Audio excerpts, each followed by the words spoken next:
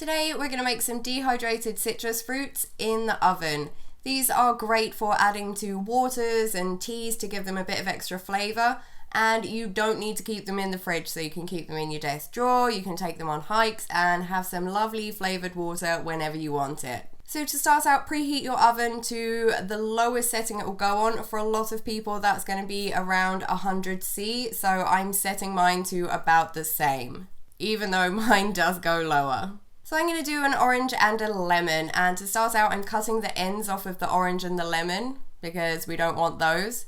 And then you want to try and slice them very, very thinly. The thinner you slice them, the quicker they're going to dehydrate, and if they're too thick then it's probably just not going to work at all. Even though they look nicer as kind of whole round slices, you know, if you get ones that are just like half a slice, they break off before you get a full slice, those will still work just as well. You can still dehydrate those.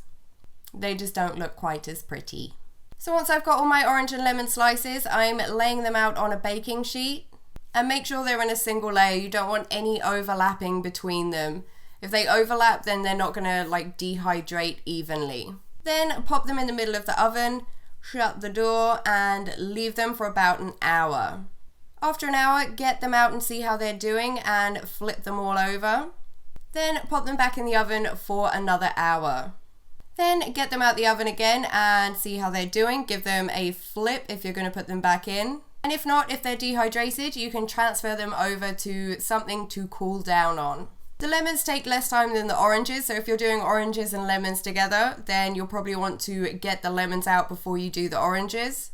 And if you have any thicker slices, you might find that some of your slices are fully dehydrated and some of them aren't. So you might want to get a few of them out to cool and put the ones that aren't ready back in for a bit longer. And you'll know when they're ready because they will be dry to the touch and a bit crispy.